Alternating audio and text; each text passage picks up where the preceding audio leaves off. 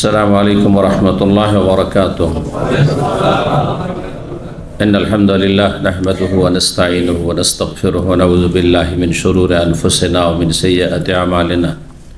من يهده الله فلا مضل له ومن يضلل فلا هادي له. وأشهد أن لا إله إلا الله وحده لا شريك له وأشهد أن محمدا عبده ورسوله صلى الله تعالى عليه وعلى آله وصحبه وسلم تسليما كثيرا. أما بعد، فقد قال الإمام البخاري رحمه الله تعالى: باب الصلاة على النبي صلى الله عليه وسلم. قال حدثنا آدم قال حدثنا شعبة قال حدثنا الحكم قال سمعت عبد الرحمن بن أبي ليلى قال لقيني كعب بن عجرة رضي الله عنه فقال: ألا أهدي لك هدية؟ إن النبي صلى الله عليه وسلم خرج علينا فقلنا يا رسول الله قد علمنا كيف نسلم عليك فكيف نصلي عليك؟ قال: قولوا اللهم صل على محمد وعلى آل محمد كما صليت على آل إبراهيم إنك حميد مجيد. اللهم بارك على محمد وعلى آل محمد كما باركت على آل إبراهيم إنك حميد على محمد وعلى آل محمد كما باركت على إبراهيم إنك وعلى آل إبراهيم إنك حميد مجيد. সম্মানিত ভাতৃমণ্ডলী, আল্লাহ রাব্বুল আলামিনের প্রশংসা এবং প্রিয় নবী সাল্লাল্লাহু আলাইহি সাল্লামের উপর সালাত ও সালামের পর আজ জুমাবার 17 রমজান 1447 হিজরি মোতাবেক 6 মার্চ 2026 আমাদের ধারাবাহিক আলোচনা সহিহুল বুখারীর বিষয়বস্তু হচ্ছে দোয়া। পর্ব হচ্ছে দোয়া, পর্ব নম্বর 9। আজকের বিষয়বস্তু হচ্ছে দুরুদ সম্পর্কে, নবী সাল্লাল্লাহু আলাইহি ওয়াসাল্লামের প্রতি সালাত পেশ করা বা দুরুদ পেশ করা সম্পর্কে। এই বিষয়ের সম্পর্ক রয়েছে জুমাবারের সাথে। জানা আছে তো না? কতজন জানে? একটু হাত ওঠান তো, যে জুমার দিনের সাথে দুরুদের বিশেষ সম্পর্ক রয়েছে। ব্যাস এতটুকু, আর বাকি এগুলো কি জানতে হবে না? জানা জরুরি না যে জুমার দিনের সাথে বিশেষ সম্পর্ক রয়েছে দুরুদের? আমাদের দেশের মানুষরা দুরুদ শরীফ বলে, মক্কা শরীফ, মদিনা শরীফ, দুরুদ শরীফ, সুন্নতি শরীফও বলে, বেদাতি শরীফ, টঙ্গী শরীফ, মাজার শরীফ, শাহজালাল শরীফ, আজমের শরীফ, সব শরীফ, তাই না? তা আমি বলি যে দাম্মাম শরীফ, কারণ দাম্মাম থেকে আল্লাহ বহু মানুষকে রুজি দিয়েছে, আপনাদের মতো আমাদের মতো, তাই না? হ্যাঁ, কত লোকের যে অভাব দূর হয়েছে, হ্যাঁ, কত লোকের রুজি রোজগারের ব্যবস্থা হচ্ছে। আপনার একজনের মাধ্যমে কত আপনার পরিবারের সদস্যদের আল্লাহ আহারে রিজিকের ব্যবস্থা করছেন। তো দাম্মাম শরীফ হলো না? হ্যাঁ, মাজার থেকে কিছু পাওয়া যায়? কিচ্ছু পাওয়া যায় না, মাজার থেকে কিছু পাওয়া যায় না, বরং কবরওয়ালাকে কিছু দিতে হয়, দোয়া দিতে হয় যে আল্লাহ তাকে উদ্ধার করো, জাহান্নাম থেকে জান্নাত দাও। তার কাছে কিছুই পাওয়া যায় না। আল্লাহ বলছে মা ইয়ামলিকুনা মিন কিতমির, খেজুরের ওয়ালা ইউযলামুনা ফাতিলা, যেমন বলে ফাতিল, কিতমির খেজুরের বিচি, খেজুরের বিচির ওপর যে সাদা আবরণ থাকে সেটাও দিতে পারে না। বোঝা গেছে? খেজুরের আঁঠিতে লম্বা সুতার মতো একটা থাকে না, হ্যাঁ হ্যাঁ, তো সেটাও দিতে পারে না। মা ইয়ামলিকুনা মিন কিতমির, সেটারও মালিক না। তো আপনাকে আমাকে কি দিবে? যদি কেউ মনে করে যে তারা কিছু দিতে পারে, তাহলে সেই ব্যক্তি মুসলিম হইতে পারেনি। মুসলিম হইতে হবে নতুন করে। ওকে ভালো করে শোনেন, সতর্ক সাবধানে মাজার পূজা থেকে। কারণ আপনারা মূর্তি পূজা সহজে করবেন না, কারণ মূর্তি পূজা হয়ে যাওয়া মানে হিন্দু হয়ে যাওয়া। তো অত সহজে হিন্দু হইতে চাইবেন না, কারণ গরু গোস্ত খেয়েছেন, মুসলিম থাকতে হবে, তাই না? কিন্তু মাজার পূজা করে যে সেম হিন্দু হয়ে যাচ্ছেন, এটা বুঝতে পারছেন, কোনো পার্থক্য নেই। আল্লাহ হেফাজত করবে। তারা কিছুরই মালিক না, কিছুই দিতে পারেন না, অথচ দাম্মাম শহর থেকে আল্লাহ আপনাকে রিজিক দিয়েছে, আল্লাহ দিয়েছেন, কিন্তু দাম্মাম শহর থেকে দাম্মাম শরীফ বেশি, রিয়াজ শরীফ, জেদ্দা শরীফ, কথা বোঝা গেছে? এই শরীফ শহরের সাথে অথবা কোনো বিষয়ের সাথে এগুলো লাগাবার কোনো প্রয়োজন নেই। দুরুদ দুরুদ, সালাম সালাম। আচ্ছা, দুরুদ শরীফ বলছেন তো সালাম শরীফ কেন বলছেন না? আরে নবীর প্রতি দুরুদও পেশ করতে বলা হয়েছে আর সালামও পেশ করতে বলা হয়েছে। তো আমাদের দেশের মানুষেরা দুরুদ বললি দুরুদ শরীফ পাঠ করেন। দরুদ শরীফ পড়েছেন? হ্যাঁ, দরুদ শরীফ মুখস্থ আছে। সালাম শরীফ কেন বলছেন না? যেখানে আসসালামু আলাইকা আইয়ুহান নবী ওয়া রাহমাতুন, নবীর উপর সালাম, তো এটা সালাম শরীফ হলো না? দরুদ ও সালাম একই জিনিস। দরুদ আল্লাহর রহমত চাওয়া, বা আর একটি অর্থ রয়েছে ব্যাখ্যা, যেখানে বিস্তারিত করা সেখানে করেছি, প্রখ্যাত তাবের ব্যাখ্যা।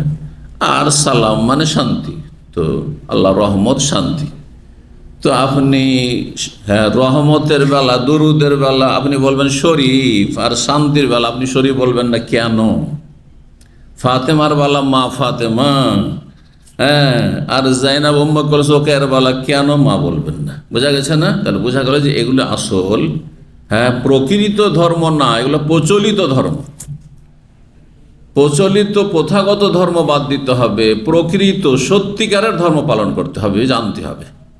আর এটাই সৌদি আরব থেকে হইতে পারে, এই তাওহীদ সুন্নাহর দেশ থেকে খাঁটি নির্ভেজাল ধর্ম শিখতে হবে। বুঝতে পারছেন না?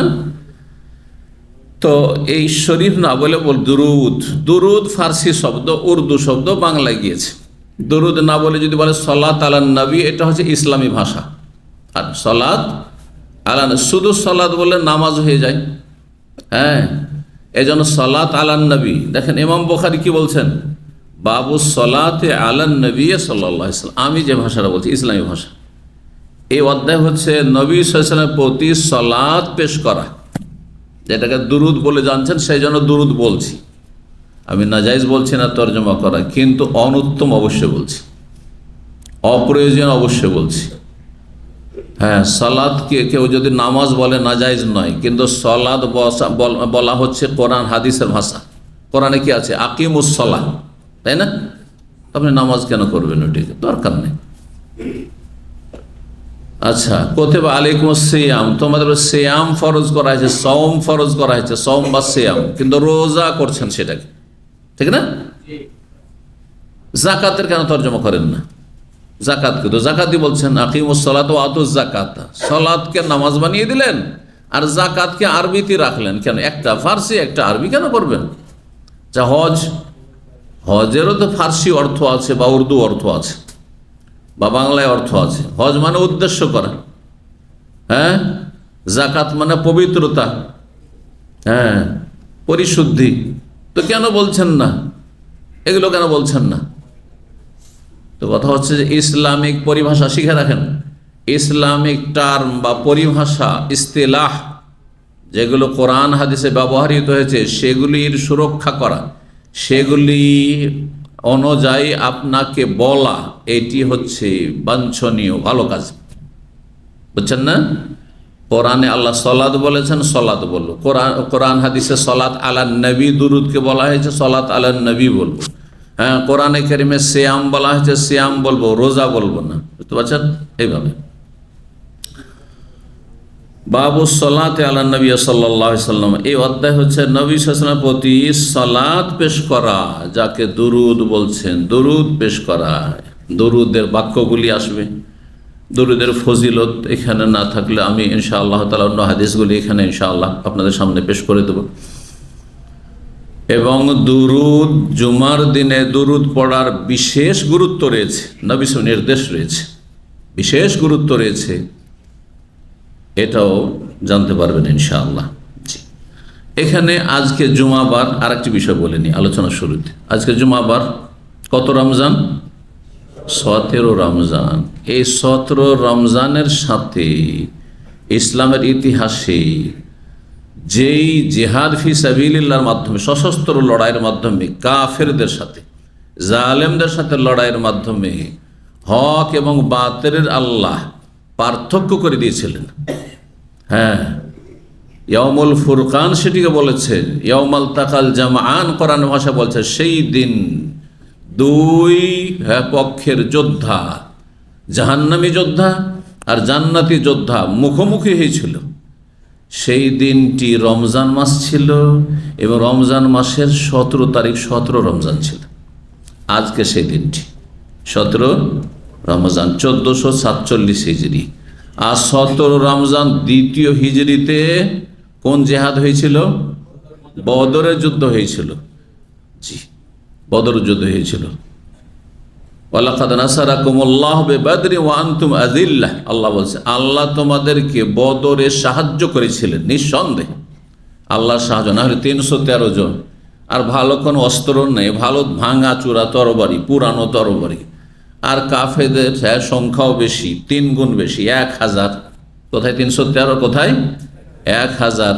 আর তারপরে তাদের কাছে অস্ত্র শস্ত্র এদের চাইতে উন্নত, তাদের কাছে ঘোড়া রয়েছে, হ্যাঁ, তারপরে অশরীহী যারা যোদ্ধা, ঘোড়ার পিঠে যোদ্ধা তারা রয়েছে, হ্যাঁ, সব দিক থেকে তারা শক্তিশালী। কিন্তু শুধু শক্তি দিয়ে, দুনিয়ার শক্তি দিয়ে মানুষ জিততে পারে না। দুনিয়ার শক্তির চাইতে বড় শক্তি হচ্ছে কোন শক্তি? ইমানি শক্তি। ইমানি শক্তি। বলবেন আজকালকার মুসলিমরা তাহলে দুনিয়ার শক্তির কাছে শুধু মারি খাচ্ছে কেন? বুঝছেন না? মুসলিমরা কেন মার খাচ্ছে? এই জন্য মার খাচ্ছে যে এখন দুনিয়ার শক্তির সাথে দুনিয়ার শক্তির লড়াই হচ্ছে। দুনিয়ার শক্তির সাথে দুনিয়ার শক্তি সাধারণত লড়াই হচ্ছে। যদি একদিকে দিনের শক্তি, ইমানের শক্তি থাকতো, হ্যাঁ, জোরদার থাকতো, আর তার সাথে সামান্য কিছু পার্থিব দুনিয়াবী শক্তি থাকতো, আরেকদিকে নিছক দুনিয়ার অনেক বেশি শক্তি রয়েছে, তো অবশ্যই ইমানি শক্তি যাদের রয়েছে তারা অবশ্যই বিজয়ী হতো। বুঝতে পারছেন কথা? কিন্তু একটা ছোট্ট ইহুদি দেশ, অবৈধ দেশ, জালেম দেশ, সীমালঙ্ঘনকারী দেশ, মালাওন অভিশপ্ত দেশ, সেই দেশ, হ্যাঁ, সারা বিশ্বের সামনেই মাতাব্বরি করছে আর সীমা লঙ্ঘন করছে, জুলুম অত্যাচার করছে, মানব জাতিকে খুন করছে। আর মানুষ এক শ্রেণীর কাফের ক্রুসেডার যারা চুলির পূজারী আর অগ্নি পূজক যারা যারা মুশরিক, তারা তাদের সাথ দিচ্ছে। সেটা প্রকাশ্যে সাথ দিক আর গোপনে সাথ দিক। উদ্দেশ্য হচ্ছে আহলুস সুন্নাত ওয়াল জামাত, কোরআন সুন্নাহর অনুসারী, যারা সুন্নাহর অনুসারী, যারা সাহাবায়ে কেরামদেরকে ভালোবাসে, যারা উম্মাহাতুল মুমিন, মুমিনদের জননী রাসূলুল্লাহ সহধর্মিনীদেরকে ভালোবাসে, যারা ঈমানের ভিত্তিতে সকল মুসলিমকে ভালোবাসে, আহলে সুন্নাত জামাতকে পৃথিবী থেকে মুছে দেওয়া এবং তাদের বাতিল ধর্মকর্ম প্রতিষ্ঠা করা। আল্লাহ এই সকল যাদের কথা বললাম, অগ্নি পূজকরা হোক, হ্যাঁ, মুশরিকরা হোক, আর ক্রুসেডাররা হোক, আর আপনার এই ইহুদি জালেমরা হোক, সমস্ত জালেমকে আল্লাহ ধ্বংস করুন। এই জুমার দিন দোয়া কবুলের দিন, জুমার দিন নবী সাল্লাল্লাহু আলাইহি ওয়াসাল্লামের প্রতি সালাত ও সালাম পেশ করার দিন বেশি বেশি। সুতরাং এই দিনে দোয়া করেন আল্লাহ রাব্বুল আলামিন ওইভাবেই ধ্বংস করুন এদেরকে, যেভাবে বদরের প্রান্তে মক্কার কাফের জালেম নেতাদেরকে আল্লাহ ধ্বংস করে জাহান্নামে পৌঁছিয়েছিলেন। তো সেটি ছিল 17 রমজান। সুতরাং ইমানকে সতেজ করুন। আমাদের মুসলিম জাতির ইমানে জোর নেই, হ্যাঁ, ইমান ওয়াসার হয়ে গেছে। অসার বুঝেন তো? ইমানে ঘুণ ধরে গেছে। কাঠে বা বাঁশে যদি ঘুণ ধরে দেয় তাতে কোনো শক্তি থাকে না। ইমানে কোনো শক্তি নেই। ইমানি শক্তি যদি সত্যি আমাদের চলে আসে ফিরে, তাহলে আমরা বেনামাজি থাকবো না। মুসলিম জাতি বেনামাজি অন্তত থাকতে পারে না। মুসলিম জাতি মুশরিক মাজার পূজারি থাকতে পারে না। ইয়াবুদুনানি, ইবাদত করবে আমার। সবচেয়ে বড় ইবাদত মুসলিম জীবনে 5 ওয়াক্ত নামাজ। ইয়াবুদুনানি লা ইউশরিকুনা বিশাই, আমার সাথে কোনো কিছুকে শরীক করবে না। আর মুসলিম জাতির অধিকাংশই সুফি, হ্যাঁ, সুফি ইজমে বিশ্বাসী, পীর মুরিদে বিশ্বাসীরা মাজার পূজায় বিশ্বাসী, পীর পূজায় বিশ্বাসী। যার ফলে এই দুটো যে শর্ত রয়েছে কিসের জন্য? নেতৃত্ব পাওয়ার জন্য, নিরাপত্তার জন্য, প্রতিষ্ঠিত হওয়ার জন্য। সূরা নূরে, হ্যাঁ, আল্লাহ রাব্বুল স্পষ্ট করে দিয়েছেন আল্লাহর ওয়াদা যে আল্লাহ খেলাফত দেবেন, মানে নেতৃত্ব দেবেন। আল্লাহ রাব্বুল ওয়ালা ইউমাক্কিনান্না লাহুম দীনাহুমুল্লাযী ইরতাদা, আল্লাহ প্রতিষ্ঠিত করবেন দ্বীনকে এবং দ্বীনের মুসলিমদেরকে। তারাই প্রতিষ্ঠিত থাকবে আল্লাহর জমিনে। এবং ওয়ালা ইউবাদদিলান্নাহুম মিন বাদি খাউফি আমনা, তাদের কোনো ভয়ভীতি থাকবে না, তারা নিরাপদ থাকবে। কিন্তু শর্ত ইয়াবুদুনানি লা ইউশরিকুনা বিশাইআ, ইবাদত আল্লাহর করতে হবে। এ পেট পূজা করলে হবে না। কাফেরদের পেটের ধান্দা ছাড়া আর যৌন ধান্দা ছাড়া আর কোনো কিছু নেই। আপনারও যদি সেই ধান্দা থাকে হে মুসলিম, তার কখনো আল্লাহ সাহায্য নেমে আসবে না, কখনো সাহায্য নেমে আসবে না। তাহলে দুনিয়ার শক্তির লড়াই, দুনিয়ার শক্তির লড়াই দুইজন যদি আপনারা কুস্তি করেন, তাহলে যার গায়ে জোর আছে সে, হ্যাঁ জিতবে, আর যার গায়ে জোর কম আছে সে হারবে, স্বাভাবিক। এই হচ্ছে অবস্থা, বুঝতে পারছেন না? আল্লাহ বুঝার, আমল করা, সংশোধন করার, ফিরে আসার যেন তৌফিক দান করেন। রবের দিকে ফিরে আসার তৌফিক দান করেন, ইসলামের দিকে ফিরে আসার তৌফিক দান করেন, তৌহিদ সুন্নাতের দিকে ফিরে আসার তৌফিক দান করেন। আল্লাহ মসজিদমুখী হওয়ার মুসলিম জাতিকে তৌফিক দান করেন। তো আমরা আজকে দুরূদ নিয়ে আলোচনা করি। প্রথম হাদিস 6357 নম্বর হাদিস বর্ণনা করছেন আব্দুর রহমান বিন আবি লাইলা তাবেঈ। তিনি বলছেন, লাকিয়ানি কাব বিন উজরা, আমার সাথে সাক্ষাৎ হলো কাব বিন উজরা রাদিয়াল্লাহু তাআলা আনহু, বা সাক্ষাৎ করলেন, সাহাবীর সাক্ষাৎ হলো। ফাকালা, তখন তিনি বললেন, আলা উহদিয়া লাকা হাদিয়া, তোমাকে কি আমি একটি বিশেষ উপহার দেব না? তুমি একটি উপহার চাও, দেব? অবশ্যই উপহার দেবেন, কেন দেবেন না? তাহলে সালাফে সালেহিন, সাহাবায়ে কেরাম, তাবেঈন, সাহাবী বলছেন কাকে? তাবেঈকে। তারা পয়সার উপহারকে এত বেশি গুরুত্ব দিত না, তারা সবচেয়ে বেশি গুরুত্ব দিত ঈমান ইসলামের উপহারকে। কে এলমের জ্ঞানের উপহার দিচ্ছে, কে আমলের উপহার দিচ্ছে, জি, কে জান্নাতে যাওয়ার রাস্তার উপহার দিচ্ছে। তোমাকে কি আমি বিশেষ কোনো উপহার দেব না? তখন সে বলে, অবশ্যই। অন্য হাদিসে রয়েছে, এখানে সংক্ষেপ করা আছে। আর তারপরে বলতে লাগলেন কাব বিন উজরা, ইন্নান নবী সাল্লাল্লাহু খারাজা আলাইনা, একবার নবী সাল্লাল্লাহু আলাইহি ওয়াসাল্লাম আমাদের উদ্দেশ্যে বের হয়ে আসলেন, ঘর থেকে বেরিয়ে মসজিদে আসলেন। সাহাবারা মসজিদে অপেক্ষা করতেন নবী সাল্লাল্লাহু আলাইহি ওয়াসাল্লামের জন্য। ফাকুলনা, আমরা বলে, ইয়া রাসূলুল্লাহ, আমরাই জিজ্ঞেস করলাম, হে আল্লাহ রসুল, কাদ আলেমনা কাইফা নুসাল্লিমু আলাইক, আমরা তো জেনে ফেলেছি, শিখে নিয়েছি যে আপনাকে কেমনভাবে সালাম পেশ করব। আমরা জেনে নিয়েছি আপনাকে কিভাবে সালাম পেশ করব, এটা তো জানা হয়েছে। ফাকাইফা নুসাল্লি আলাইক, আপনার ওপর সালাত কিভাবে পেশ করব, দুরূদ কিভাবে পেশ করব? কারণ আল্লাহ কোরআনে কারিমে কয়টি নির্দেশ দিয়েছেন? দুটি নির্দেশ দিয়েছেন।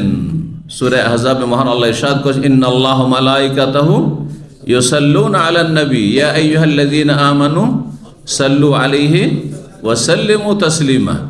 আল্লাহ রাব্বুল রহমত বর্ষণ করেন, ইন্নাল্লাহ, ফেরেশতারা রহমতের দোয়া করেন। আল্লাহ রহমত বর্ষণ করেন, কারণ রহমতের মালিক কে? আল্লাহ। এক বেদাতি বক্তা বাংলাদেশের বলছে, আল্লাহও দুরুদ পড়েন নবীর শানে। কত বেয়াদবেরা! আল্লাহও দুরুদ পড়েন কার শানে?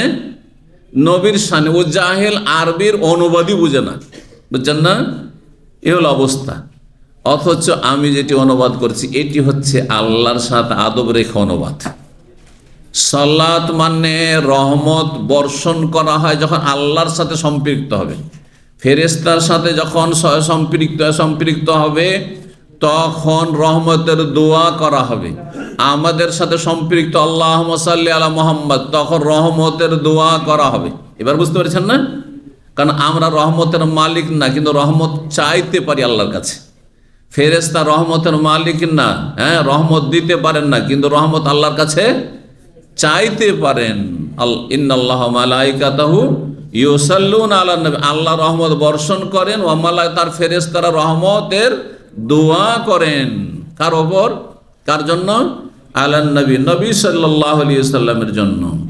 ইয়া আইয়ুহাল্লাযীনা আমানু, সুতরাং হে মুসলিম মুমিন যে যেখানে আছো, সাল্লু আলাইহি, তার প্রতি সালাত পেশ করো। কার প্রতি? নবীর প্রতি সালাত পেশ করো, দরুদ পেশ করো। ওয়াসাল্লিমু তাসলিমা, এবং যথাযথ সালামও পেশ করো। হুকুম কয়টি? দুইটি। সালাত পেশ করো, দরুদ পেশ করো, আর কি? সালাম পেশ করো। তো সাহাবী কাব বিন উজরা বা অন্য সাহাবীরা সবাই মিলে বলে, ইয়া রাসূলুল্লাহ, সালাম আল্লাহ নবীকে দিতে হবে, এটা তো শিখে নিয়েছি, কিন্তু এখন সালাত কেমন করে পেশ করতে এটা তো শিখা হয়নি। তো বলেন, আল্লাহ তো দুটো হুকুম করেছেন, কেমনে পালন করব? হ্যাঁ, কেমন করে শিখলেন তাহলে? সাহাবীরা কিভাবে সালাম পেশ করা শিখে নিয়েছেন তার আগেই। হ্যাঁ, কিসের মাধ্যমে? হ্যাঁ, এখানে বলছেন যে কাইফা নুসাল্লিমু, আর আমরা কি আছে কাইফা নুসাল্লিমু, আমরা সালাম পেশ করা শিখেনি, সালাম শিখা হয়ে গেছে। কোন জিনিসটা শিখা হয়েছে? সালামটা কোথায় শিখলেন? হ্যাঁ, তো উল্টো যে করে দিচ্ছেন। তার মানে এই যে দুরুদ শিখাচ্ছেন এখন নবী সাল্লাল্লাহু আলাইহি ওয়াসাল্লাম, তার আগে কি শিখে নিয়েছেন তারা? তাশাহুদ শিখে নিয়েছেন, আত্তাহিয়াত শিখেছেন। আর আত্তাহিয়াতে কি আছে? আসসালামু আলাইকা আইয়ুহান নবিয়্যু ওয়া রাহমাতুল্লাহি ওয়া বারাকাতুহু। হে নবী, আপনার উপর সালাম বর্ষিত হোক, আর আল্লাহর রহমত বর্ষিত হোক, আর আল্লাহর পক্ষ থেকে বরকত বর্ষিত হোক। সালামের সাথে রহমত এবং বরকতের দোয়া করা হচ্ছে পূর্ণাঙ্গ সালাম। এই জন্য কাউকে যদি মানুষকে সালাম দেন, একজন অপরজনকে সালাম দেন, আসসালামু আলাইকুম রহমতুল্লাহ বারাকাতুহু, ফুল সালাম 30 নেকি পাবেন। জবাবে যদি বলেন ফুল সালাম, তাহলে ওয়ালাইকুম আসসালাম রহমতুল্লাহ বারাকাতুহু। আর যদি মাঝামাঝি বলেন তো আসসালামু আলাইকুম রহমতুল্লাহ, ওয়ালাইকুম আসসালাম রহমতুল্লাহ 20। আর যদি শুধু বলে আসসালামু আলাইকুম 53, সালাম আলাইকুম, হ্যাঁ, তাহলে 10 আশারা হাদিস 10 নাকি বলেন। ওয়ালাইকুম আসসালাম। আচ্ছা, আপনাকে যদি ফুল দেয় আর আপনি যদি 3 ভাগের 1 ভাগ দেন, তো এটা কেমন হবে? হ্যাঁ, ভালো কাজ হবে? আরও কৃপণতা, আপনাকে বলে আসসালামু আলাইকুম রহমতুল্লাহ বারাকাতুহু, ওয়ালাইকুম সালাম, হ্যাঁ না, আপনি কমপক্ষে ফুল দেন। ও যখন 3টা দিয়েছে, আপনিও 3টি দোয়া দেন। এবার বুঝতে পারছেন? আল্লাহ কোরআনে কেমন নির্দেশ, হাইয়্যুতুম বিতাহিয়্যাতিন ফাহাইয়্যু বিআহসানা মিনহা আও রুদ্দুহা। যখন তোমাদের অভিবাদন পেশ করা হবে বা উপঢৌকন দাও, দুটোই তাফসীর। হাদিয়া তোহফাকে উপহার দিচ্ছে, অথবা কেউ সালাম দিচ্ছে, অভিবাদন দিচ্ছে, ফাহাইয়্যু বিআহসান, ওর চাইতে ভালো করে সালাম দাও, আর না হলে ওর সমান সমান দাও, আও রুদ্দুহা। হ্যাঁ, তা কেউ যদি ফুল দিয়ে দেয় একবার ওয়াবারাকাতুহু পর্যন্ত, তাহলে আপনি ওয়াবারাকাতুহু পর্যন্ত, হ্যাঁ। আর যদি কেউ যদি 2টো দেয়, আপনি 3টে দেন। কেউ যদি 1টা দেয় শুধু আসসালামু আলাইকুম, ওয়ালাইকুম আসসালাম রহমতুল্লাহ, ওয়ালাইকুম আসসালাম রহমতুল্লাহ বারাকাতুহু, এটা হচ্ছে বেস্ট। তো সাহাবীদের উদ্দেশ্য যে আত্তাহিয়াত তো আমরা মুখস্থ করিয়ে নিয়েছি, শিখে নিয়েছি ইয়া রাসূলুল্লাহ আপনার কাছ থেকে, যেখানে সালামের কথা রয়েছে, সালাম শিখা হয়ে গেছে, কেমন করে নবীকে সালাম দিতে হবে, আপনাকে সালাম দিতে হবে। কিন্তু এখন সালাত, আল্লাহ সাল্লু আলাইহি, সালাত পেশ করো, দুরুদ পেশ করো, কেমন করে? তখন নবী সাল্লাল্লাহু আলাইহি ওয়াসাল্লাম বলছেন, কুলু, তোমরা বলো, আল্লাহুম্মা সাল্লি আলা মুহাম্মদ ওয়া আলা আলি মুহাম্মদ কামা সাল্লাইতা আলা আলি ইব্রাহিম। আমি পড়ার সময় একটু পড়তে গিয়ে 2 রকম করে পড়ছিলাম, এই জন্য যে হাদিস এখানে একটু সংক্ষেপে আছে। এইভাবেও পড়া জায়েজ, কিন্তু যেটা সবচাইতে পূর্ণাঙ্গ দুরুদ, সেটাতে এর চাইতে একটু একটা বাক্য বেশি আছে। কি একজন দুরুদ শোনাবেন? আগে শুনিয়ে দেন যে ফুল শোনাচ্ছেন না আপনি একটু ঘাটতিতে শোনাচ্ছেন, যেটা এখানে আছে। হ্যাঁ, কে শোনাবে? সালাত আলান নবী, দুরুদ ইব্রাহিমি। ভয় পেয়েছেন মনে হচ্ছে। দুরুদ কার মুখস্থ আছে? হ্যাঁ, মুখস্থ তো সবারই আছে, আশা করি আছে। তো বলছেন না যে হ্যাঁ দুরুদ, ব্যাস।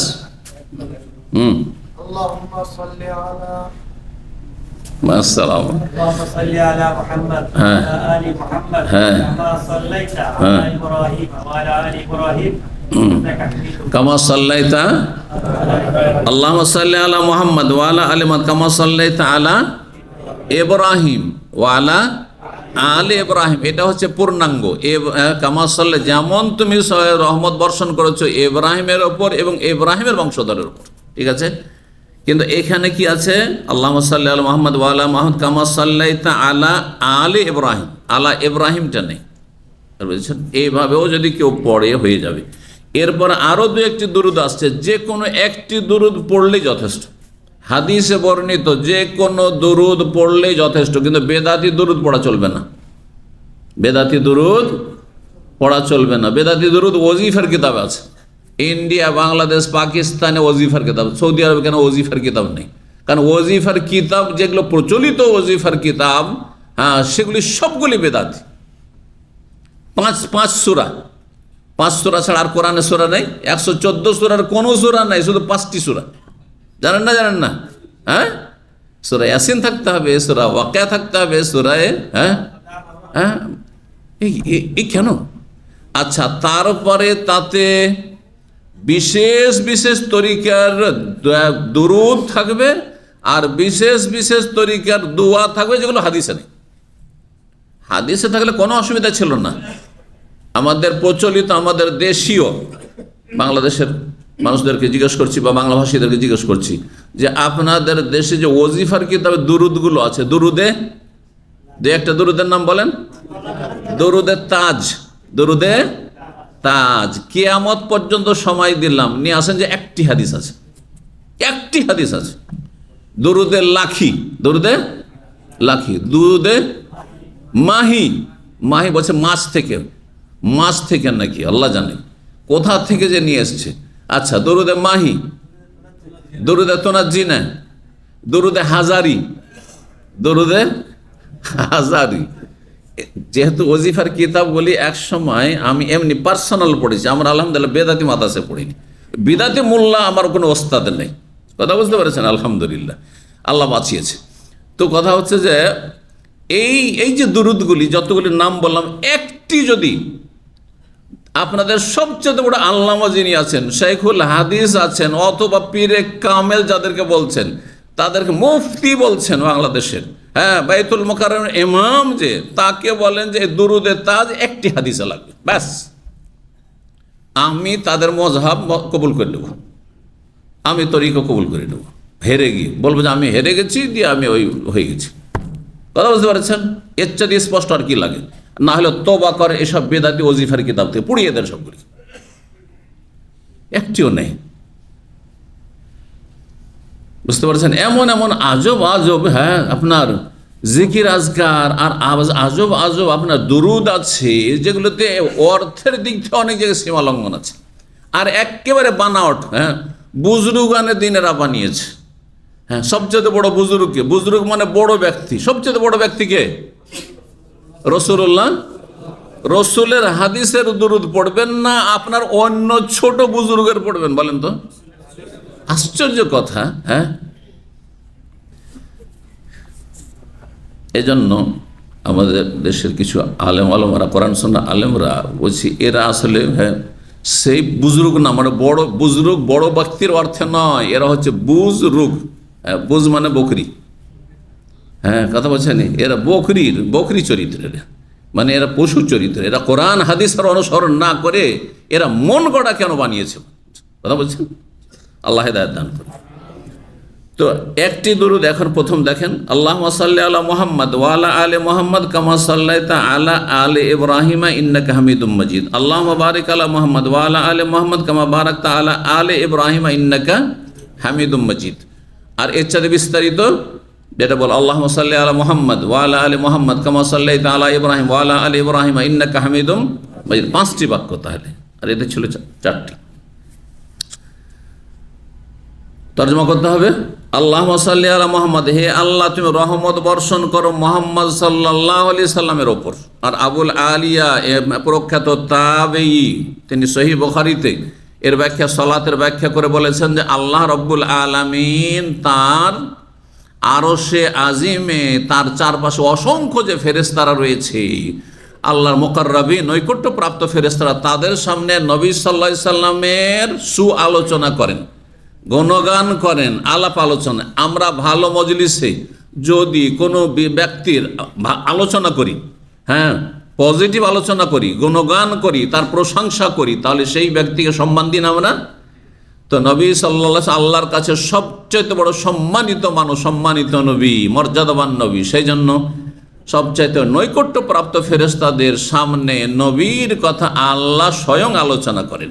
এটা হচ্ছে আল্লাহুম্মা সাল্লি আলা মুহাম্মদ, আল্লাহ তোমার নবীর সুআলোচনা, প্রশংসা তুমি তোমার নৈকট্যপ্রাপ্ত ফেরেশতাদের সামনে তুমি করো, এটা অর্থ হবে তখন। এটা হচ্ছে যে অর্থ অধিকাংশ মানুষরাই জানে না, কিন্তু এটি হচ্ছে সালাফে সালেহিন থেকে বর্ণিত অর্থ। আর আরেকটি সাধারণ অর্থ, সালাত মানে দুয়া, সালাত মানে রহমত। সুতরাং আল্লাহুম্মা সাল্লি আলা মুহাম্মদ মানে আল্লাহ তুমি রহমত বর্ষণ করো কার ওপর?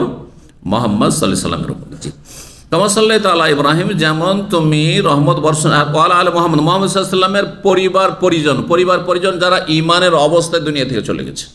হ্যাঁ, কিন্তু যদি নিজের পরিবার ছাড়া যে আত্মীয় স্বজন, নবী সাল্লাল্লাহু আলাইহি ওয়াসাল্লামের জামাই চাচাতো ভাই আলী, আলে বাইত, হ্যাঁ তার মধ্যে তাকে গণ্য করতে পারেন জামাই, কিন্তু তার বাবা আবু তালেব আপন চাচা নবী সাল্লাল্লাহু আলাইহি ওয়াসাল্লামের হিতাকাঙ্ক্ষীও ছিল, কিন্তু ছিল সে কাফের, সে এই দোয়াতে শামিল হবে?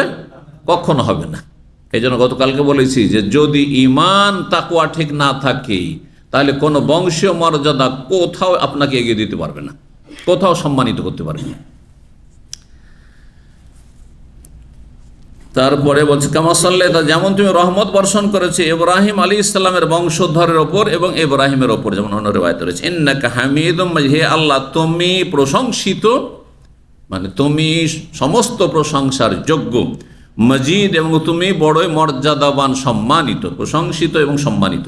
আল্লাহ বারিক আলা মুহাম্মদ, হে আল্লাহ তুমি বরকত বর্ষণ করো, বরকত নাজিল করো মুহাম্মদ সাল্লাল্লাহু আলাইহি ওয়াসাল্লামের ওপর, ওয়া আলা আলি মুহাম্মদ, মুহাম্মদ সাল্লাল্লাহু আলাইহি ওয়াসাল্লাম বংশধরের ওপর, কামা বারাকতা আলা ইব্রাহিম, যেমন তুমি বরকত নাজিল করেছো ইব্রাহিম আলাইহিস সালামের ওপর এবং ইব্রাহিম আলাইহিস সালামের বংশধর। ইব্রাহিম আলাইহিস সালামের বংশধরের উপর আল্লাহ কত যে রহমত আর বরকত নাজিল করেছেন চিন্তা করুন, এটা বোঝার জন্য, না এটা শুধু তরজমা দিয়ে বুঝতে পারবেন না। যে ইব্রাহিম আলাইহিস সালামের পরে যত নবী রসুল এসেছেন সব নবী হচ্ছেন ইব্রাহিমের বংশোদ্ভূত। ইব্রাহিম আসলামের বংশের বাইরে কোনো নবী আসেনি পৃথিবীতে। এবার বুঝতে পেরেছেন? ইব্রাহিম আসলামের আগে এসেছেন অন্য অন্য বংশের নবী, কিন্তু ইব্রাহিম আলাইহিস সালামের পরে যত নবীর সিলসিলা সব হচ্ছে তার বংশে। তার বংশের বাইরেও তো মানুষ ছিল পৃথিবীতে, কিন্তু অন্য কোনো বংশের আর কোনো নবী রসুল আসেনি। দুটো সিলসিলা শুরু হয়েছে সেখান থেকে, পরম্পরা।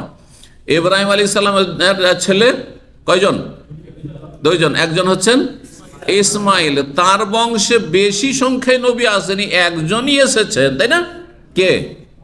মুহাম্মদ সাল্লাল্লাহু আলাইহি ওয়াসাল্লাম।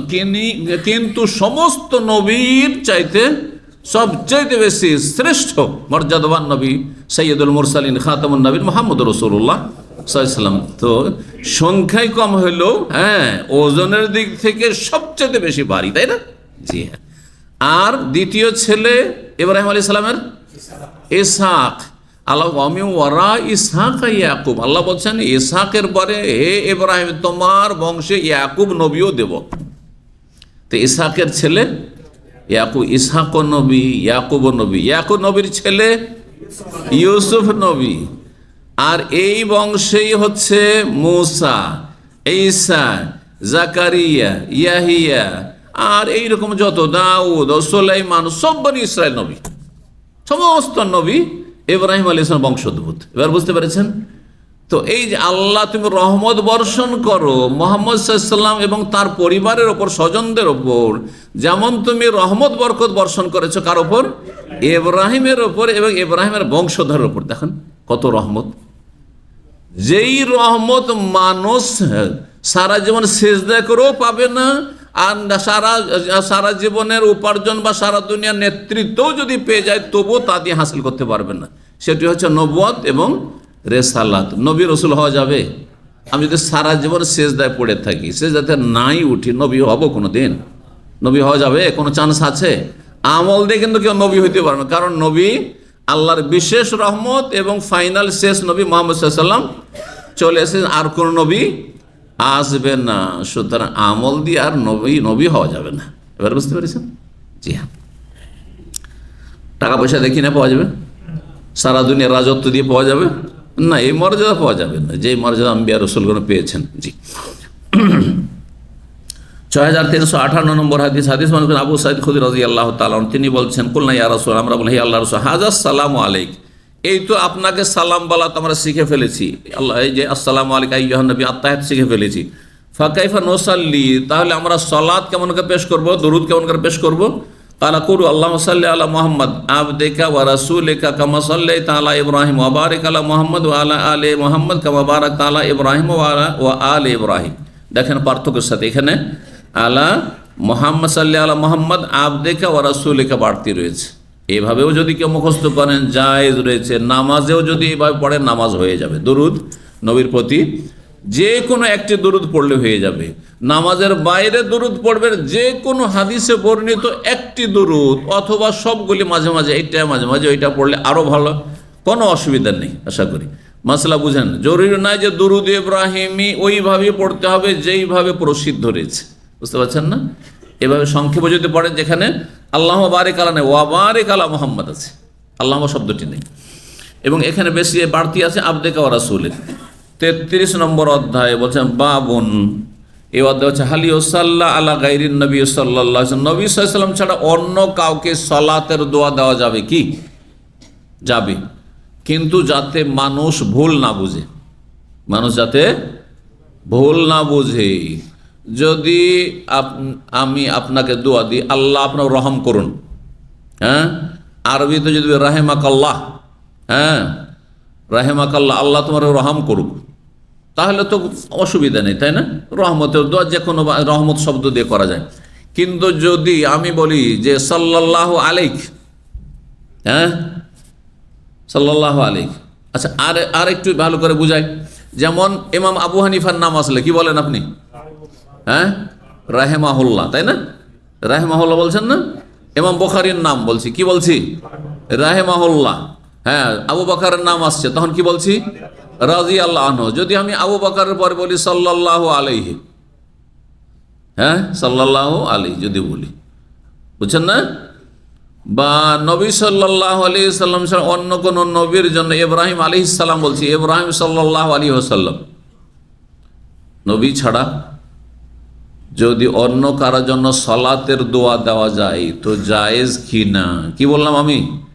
জায়েজ, একটি শর্তের সাথে, যদি মানুষ ভুল না বোঝে। এখন আমি যদি বলি যে ওমর সাল্লাল্লাহু আলাইহি ওয়াসাল্লাম, তো অধিকাংশ সাধারণ মানুষ বুঝবে যে সাল্লাল্লাহু আলাইহি সাল্লাম তো নবীকে বলে, তো ওমর নবী নাকি? বুঝবে না, বুঝবে না?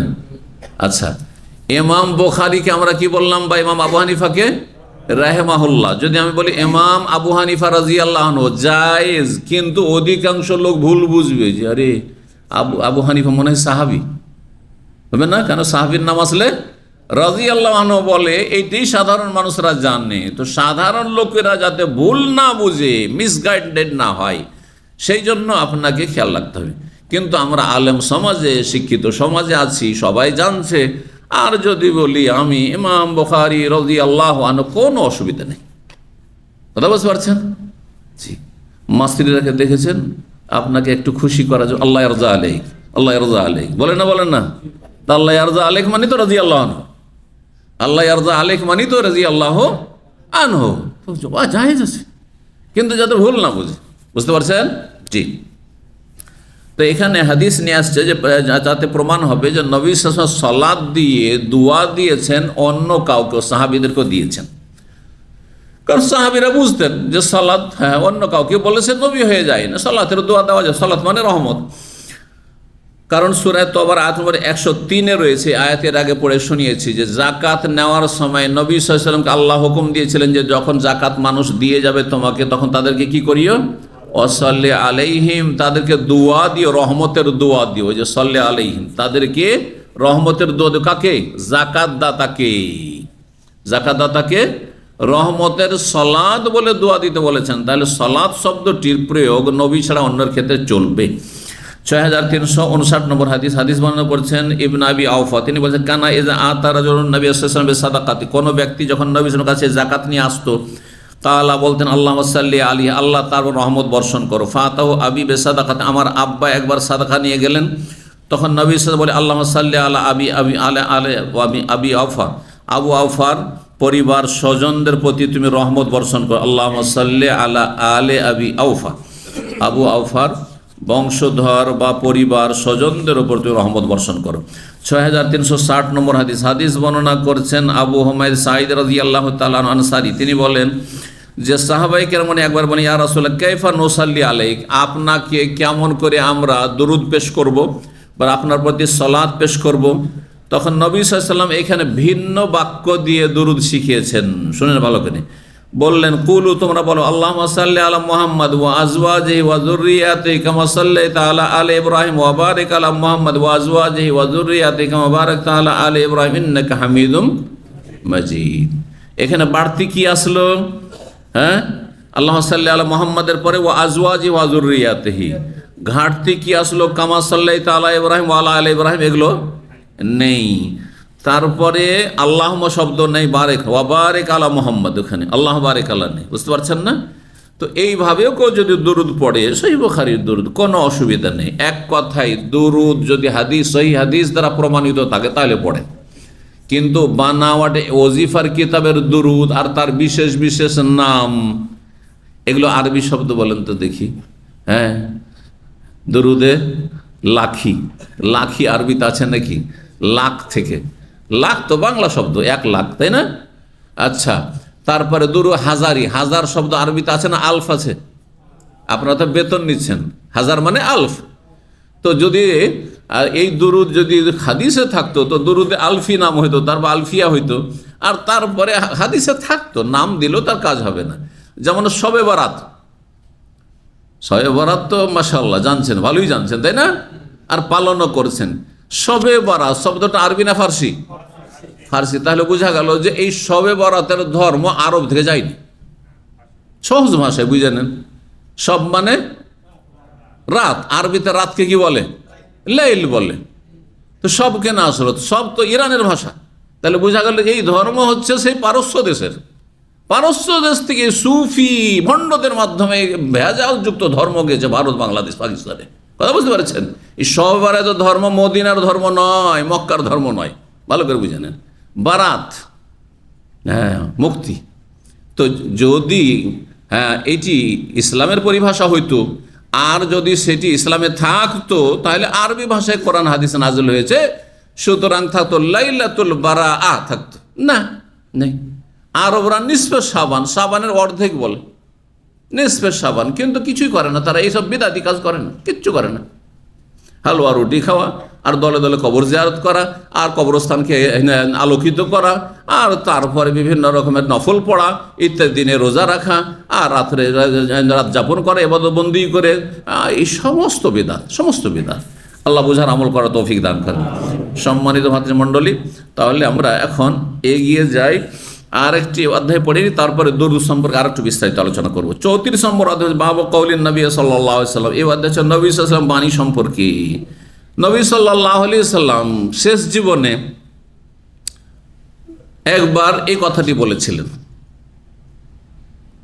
নবী সাল্লাল্লাহু আলাইহি ওয়াসাল্লাম সবচেয়ে বেশি দয়ালু আল্লাহর পরে, আল্লাহর পরে সবচেয়ে বেশি দয়ালু সমস্ত সৃষ্টির ওপর। আল্লাহ তাকে কোরআনে কি বলছেন? ওমা আরসালনাকা ইল্লা রাহমাতাল লিল আলামিন। হে নবী, তোমাকে বিশ্ব জাহানের জন্য, বিশ্ব জাহান মানে আল্লাহ বাদ দিয়ে আসমান জমিন পশু পাখি মানুষ জিন যা কিছু আছে পৃথিবীতে, আল্লাহ বাদ দিয়ে সব হচ্ছে আলামিন। আলামের ভাব হচ্ছে, আলাম মানে হচ্ছে ওয়ার্ল্ড, জগৎ, বুঝছেন না? তো বিশ্ব জগতের জন্য হে নবী তোমাকে রহমত স্বরূপ প্রেরণ করেছি, রহমত স্বরূপ প্রেরণ করেছি। রহমত মানে মায়া, দয়া, তাই না? তো তিনি অত্যন্ত দয়ালু ছিলেন রব্বুল আলমিনের পরে। যেমন মানুষ সবচেয়ে বেশি দয়ালু হইতে পারে, সবচেয়ে বেশি দয়ালু নবী করিম সাল্লাল্লাহু আলাইহি ওয়াসাল্লাম রব্বুল আলমিনের পরে। তো কখনো হয়তো মানুষ হিসাবে কারো রাগ করেছেন, অসন্তুষ্ট হয়েছেন, বকাঝকা করেছেন, সেটাকে এখানে তিনি শেষ জীবনে বলেছে, আল্লাহ যদি আমি কাউকে বকাঝকা করে থাকি, কাউকে যদি আমি তিরস্কার করে থাকি, কাউকে যদি গালবন্ধ করে থাকি আমার জীবনে, সেটাকে দুয়াতে রূপান্তরিত করে দিও, রহমতে রূপান্তরিত করে দিও, তাকে তার মাধ্যমে পাক পবিত্র করে দিও। সুবহানাল্লাহ, কত মায়া! তাহলে যে আমার অসন্তুষ্টিতে বা আমার গালমন্দতে, আমার বকাঝকাতে ওই লোকের যেন ক্ষতি না হয়ে যায়, এত বড় অন্তর আছে। কেউ ভুল স্বীকার করে হাত পা ধরে নিচ্ছে, মাফ করার পরেও অন্তর থেকে মাফ করেন না আজকাল অধিকাংশ মানুষ।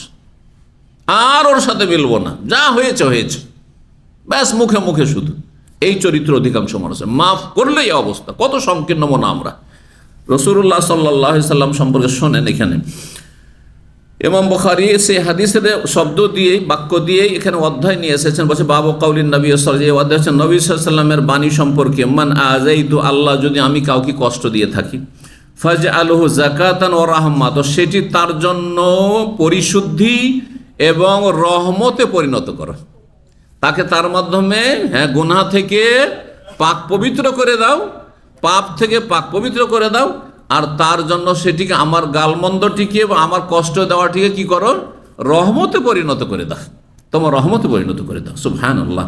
6361 নম্বর হাদিস বর্ণনা করছেন আবু হুরায়রা রাদিয়াল্লাহু তাআলা। তিনি বলেন, আন্নাহু সামিয়ান ইয়াকুল, একবার নবী সাল্লাল্লাহু আলাইহি ওয়াসাল্লামের কাছে তিনি বলতে শুনেছেন, আল্লাহুম্মা, হে আল্লাহ, ফাআইয়ুমা মুমিনিন সাবাবতুহু, কোন মুমিন মুসলিমকে যদি আমি গালমন্দ করে থাকি, বকাঝকা করে থাকি, ফাজআলহু যালিকা লাহু কুরবাতান ইলাইকা ইয়াউমাল কিয়ামা, তাহলে সেটি কিয়ামতের দিনে তোমার নৈকট্য অর্জনের ওসিলা বানিয়ে দিও তার জন্য। সুবহানাল্লাহ। আমি যে গালমন্দ করেছি, বকাঝকা করেছি, সেটার কারণে সে যেন তোমার নৈকট্য পেয়ে যায়, তোমার সান্নিধ্য লাভ করে নেই। সুবহানাল্লাহ। দোয়া দেবেন, এরকম করে মানুষকে দোয়া দিতে শিখেন। মানুষ, আপনি আমি যদি কোনো মুসলিম ভাই বোনকে দোয়া দিই, হ্যাঁ, যে কোনো মুসলিম, আর প্রিয়জন আপনজন স্বজন হইলে তো আলাদাই কথা, আপনার এমনি প্রাকৃতিক মায়া আছে, সেই ক্ষেত্রেও সংকীর্ণ হয়ে যাচ্ছেন আপনি, তাহলে ফেরেশতা আপনার জন্য আমার জন্য দোয়া করবে। এই জন্য এই জুমাবার এই কথাটিও শিখে রাখেন, চোখের আড়ালে দোয়া দিবেন। কারণ সামনাসামনি দোয়া দিলে লৌকিকতা থাকতে পারে, হ্যাঁ, লোক দেখানো নিয়ত থাকতে পারে, ওকে খুশি করা নিয়ত থাকতে পারে, তারপরে ও চাটুকারিতা নিয়ত থাকতে পারে, চামচামি নিয়ত থাকতে পারে। কিন্তু চোখের আড়ালে আল্লাহ ওনার ভালো করুন, আল্লাহ ওনাকে সুস্থ রাখুন, আল্লাহ ওনার পরিবারকে ভালো রাখুন, আল্লাহ আমার মুসলিম ভাই বোনদেরকে ভালো রাখুন, আমার দিনী ভাইদেরকে যে যেখানে আছে ভালো রাখুন, আল্লাহ তাদের হেফাজত করুন, আল্লাহ মুসলিমদের হেফাজত করুন। চোখের আড়াল থেকে দোয়া করছেন, কোনো আপনার দুনিয়ার কোনো গরজ নেই, কারণ কিছু পাবেন না, ও শুনেই না। আপনি যে তার জন্য ভালো চাইছেন সেটা সে শুনে না যে আপনি তার কাছে কিছু আশা রাখছেন। তো যত বেশি নিষ্ঠা থাকবে, খুলুসিয়াত থাকবে দোয়াতে, তত বেশি কাজ হবে। আর আপনার জন্য, আপনি যে দোয়া করছেন, আপনার জন্য ফেরেশতা নিযুক্ত আছে দোয়া করে আল্লাহর পক্ষ থেকে, ফেরেশতার দোয়া অবশ্যই কবুল হবে, তো আপনারই লাভ। তো এই ছিল দরুদ সম্পর্কে আজকে বিস্তারিত আলোচনা। দুই একটি হাদিস আর দরুদ সম্পর্কে আপনাদেরকে আমি শুনিয়ে নিই, আর তারপরে সময় থাকলে আমরা সামনের দিকে যাব। দরুদ সম্পর্কে আরেকটা হাদিস তিরমিজির আপনাদেরকে শোনাবো। হাদিসটিকে আল্লামা আলবানী রাহিমাহুল্লাহ সহি বলেছেন, কেউ কেউ হাসান বলেছেন, এক কথায় গ্রহণযোগ্য হাদিস। হাদিসটি হচ্ছে যে উবাই বিন কাব রাদিয়াল্লাহু তাআলা আনহু, প্রখ্যাত হাফেজ কারি সাহাবী, তিনি একবার রাসূলুল্লাহ সাল্লাল্লাহু আলাইহি সাল্লামকে বললেন যে, ইয়া রাসূলুল্লাহ, আল্লাহ রাসূল, ইন্নী উকসিরু সলাত আলাইক, আমি খুব বেশি বেশি সলাত পাঠ করি, মানে দুরুদ পাঠ করি, খুব বেশি বেশি আমি দুরুদ পাঠ করি। ফাকাম আজালুল্লাকা মিন সলাতি, আমি যখন দোয়া করব আল্লাহর কাছে, কতটা পরিমাণ আপনার জন্য দোয়া করব, মানে দুরুদ পাঠ করব, আর কতটা নিজের জন্য দোয়া করব, মানে পার্সেন্টেজ, আমি কতটা নিজের জন্য, নিজের পরিবারের জন্য, নিজের দুনিয়া আখেরাতের জন্য, আর কতটা আমার নবীর জন্য, আপনার জন্য আমি দোয়া করব দুরুদের মাধ্যমে।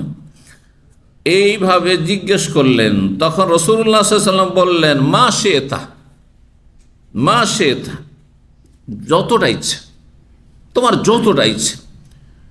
তখন উবাই বিন কাব বলছেন যে, আর রবো, তাহলে 4/1 1/4, 4/1 4 আনা আমার দোয়ার মধ্য থেকে আপনার, আর 12 আনা আমার পরিবার, আমার স্বজন আপনজন প্রিয়জন মুসলিম ভাই বোন সবার জন্য, বুঝছেন না, দুনিয়া আখেরাতের জন্য। এইরকম দোয়া করবো। কালা মা শেতা, তোমার ইচ্ছা, তুমি যত চাও। ফাইন জিদ্দা ফাহুয়া খায়রুল লাকা, এর বেশি যদি দুরুদ পাঠ করো তো তোমারই ভালো, তাতে আমার ভালো চাইতে তোমার বেশি ভালো, তোমার ভালোই হবে, তোমার কল্যাণ হবে।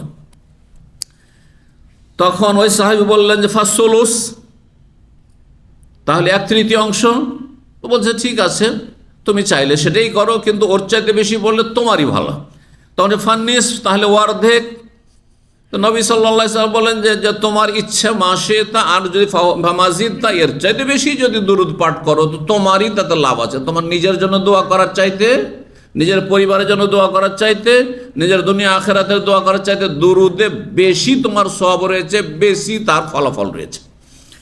তো তারপরে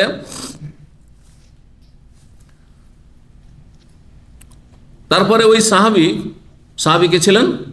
উবাই বিন কাব রাদিয়াল্লাহু তাআলা বলছেন ফাসলুসাইন, তাহলে 2/3 দুরুদ পাঠ করব দোয়াতে, হ্যাঁ, আর 1/3 শুধু আমার প্রিয়জন আপনজন স্বজন আর দুনিয়া আখেরাতের কল্যাণের জন্য আমি নিজের জন্য দোয়া করব। তাহলে মা শেতা, তুমি যতটা চাও, যা চাও। ফাইন জিদ্দা ফাহু খায়রুল লাকা, তুমি এর চাইতে বেশিও যদি দুরুদ পড়ো সেটা তোমার জন্যই কল্যাণকর হবে। কুলতু, তখন সর্বশেষ উবাই বিন কাব বলছেন, আজ আলুল্লাকা সলাতি কুল্লাহা, আমার পুরো দোয়াটি আপনার জন্য করে দেব। মানে পুরা দোয়া শুধু কি করব, দুরুদই পাঠ করতে থাকবো, আমি সারাদিন শুধু দুরুদ পাঠ করতে থাকবো। যখনই দোয়া করবো শুধু নবীর জন্যই দোয়া করতে, আমি নিজের জন্য আর করবোই না। আল্লাহু আকবার, কত ভালোবাসা, কত নবীর ভালোবাসা, এই হচ্ছে ভালোবাসা। আমি আমার দোয়ার সবটাই আপনার জন্য করে দেব, মানে দুরুদের মাধ্যমে। যখন এই কথা বললেন তখন কি বলছেন নবী সাল্লাল্লাহু আলাইহি ওয়াসাল্লাম, শোনেন, যদি তুমি সব সময় দুরুদ পড়তে থাকো, উঠতে বসতে চলতে ফিরতে সব সময় দুরুদ পড়তে থাকো নবীর ওপর, তাহলে এজান তুকফা হাম্মুকা ওয়া ইউগফার লাকা যামবুকা। এজান তুকফা হাম্মাকা পড়তে হবে, এজান তুকফা আনতা হাম্মাকা ওয়া ইউগফার লাকা যামবুকা। তাহলে তোমার যত লক্ষ্য উদ্দেশ্য রয়েছে, তোমার যত আশা আকাঙ্ক্ষা রয়েছে, হাম মানে তোমার চিন্তা, তোমার আশা আকাঙ্ক্ষা, তোমার চাওয়া পাওয়া যা রয়েছে তা তুমি যথেষ্ট পেয়ে যাবে, না চেয়েও তুমি পেয়ে যাবে। আর ওয়ায়ুগফার লাকা যামবুকা, আর তোমার গুনাহগুলি মাফ করে দেওয়া হবে। আল্লাহু আকবার। আর কি চান? যত বেশি দুরূদ পড়বেন তো কি হবে? আপনার সমস্ত গরজ পুরা হবে, বালা মুসিবত গরজ পুরা হবে, অসুস্থ রোগ ভালো হবে, মানসিক শারীরিক পারিবারিক অশান্তি রয়েছে অশান্তি দূর হবে, রুজি নেই চাকরি নেই ব্যবস্থা হবে। কিন্তু বেদাতি দুরূদ পড়বেন না, বেদাতি দুরূদ পড়বেন না। কি দুরূদ পড়বেন? সুন্নতি দুরূদ পড়বেন, মানে যেই দুরূদগুলো হাদিস শরীফে আছে সেই দুরূদগুলি পড়বেন। এবার বুঝতে পেরেছেন? এক, বেদাতি দুরূদের আরো দু একটি লক্ষণ শোনেন। আরেকটি বেদাতির দুরূদ হচ্ছে সম্মিলিত দুরূদ পাঠ করা, একসাথে এক ঝাঁকে দুরূদ পাঠ করা। আমাদের দেশের ওয়াজ মাহফিলের দুরূদ, মিলাদ মাহফিলের দুরূদ কেমন হয়? এটা মহাব্বতের সাথে আপনার দুরূদ পড়েন। আর তারপর বক্তা সাহেব রেস্ট নেওয়ার জন্য, কারণ অনেক টাকা নিয়েছে মেলাক্ষণ, হ্যাঁ তাকে বকতে হবে, কথা বলতে হবে, তো মাঝে মাঝে তো রেস্টের প্রয়োজন আছে, তাই না? তো এটা একটা হিল্লা, এটা একটা কি চোরা রাস্তা, রেস্টের জন্য, বিরতির জন্য। কি বলে লাগিয়ে দেয়? বলেন মহাব্বতের সাথে একটু দুরূদ পড়ে আল্লাহুম্মা, আর শুরু করে দিলেন। আর আপনার সাল্লি আলা সাইয়্যিদিনা মাওলানা মুহাম্মদ ওয়া আলা আলি সাইয়্যিদিনা মাওলানা মুহাম্মদ শুরু করে দিলেন। এটা কোন হাদিস আছে? এটার জন্য কিয়ামত পর্যন্ত সময় দিল। 2-1 বছরে যদি খুঁজে না পান, কোনোদিন যদি পেয়ে যান, একটি হাদিস নিয়ে আসতে হবে যে এই যে মাহফিলে বেদাতি মোল্লারা দুরূদ পড়ে আর পড়ায় আপনাদেরকে কানাকা হাইকোর্ট দেখি, এই দুরূদ কোনো একটি হাদিসের কিতাবে আছে? আরে জয়ীফ হাদিসও নিয়ে আসেন। জয়ীফ হাদিস দলিল নয়, কিন্তু একটু তর্কের খাতিরে আমি বললাম যে জয়ীফ যদি দুর্বল হাদিসও পান তবু নিয়ে এসে দিয়ে যে একটা হাদিস আছে, কোথাও নাই। এ দুরূদ কে বানিয়েছে? অনেক আগে বলেছিলাম, জানেন? এ দুরূদের ফ্যাক্টরি হয়েছে পাবনা, পাগলা ঘর, বুঝতে পারছেন? এ দুরূদ তৈরি হয়েছে কোথায়? পাবনাই তৈরি হয়েছে। পাবনায় ইংরেজ আমলে একজন মোল্লা ছিল, মুন্সি ছিল। তখনকার মুন্সিরা কিন্তু আজকালকার আলেমদের মতো হইতো, বুঝতে পারছেন না? হ্যাঁ, আর ফার্সিতে বেশি পারদর্শী হইতো, আরবির চাইতে ফার্সি কবিতা খুব মুখস্থ রাখতো, অনেক ফার্সি কিতাব পড়তো, তখন খুব ফার্সি কিতাব পড়া হইতো। তো ইংরেজ আমলে যেহেতু ফার্সি পড়েও চাকরি পাওয়া যায়, এক সময় ছিল যে মোগল আমলে ফার্সি রাষ্ট্রীয় ভাষা ছিল, আর তারপর ইংরেজরা যখন দখল করে নিল ভারত, তখন কিছুদিন প্রথম দিকে ফার্সি দিয়েও চাকরি করতে পারো, ইংরেজি দিয়েও চাকরি করতে পারো। তারপর ইংরেজ জালেমরা ষড়যন্ত্র করে হঠাৎ করে আইন করলো যে ইংলিশ ছাড়া আর চাকরি পাওয়া যাবে না। তখন সমস্ত আলেম ওলামা যারা ফার্সি পড়ে চাকরি পেত, মুন্সিরা মোল্লারা সব কাঁদতে কাঁদতে কান্না করতে করতে বাড়ি চলে গেল চাকরি ছেড়ে। আর তখন হিন্দুরা চাকরিগুলি দখল করে নিল, মুসলিমরা 200 বছর পিছিয়ে গেল। এবার বুঝতে পেরেছেন?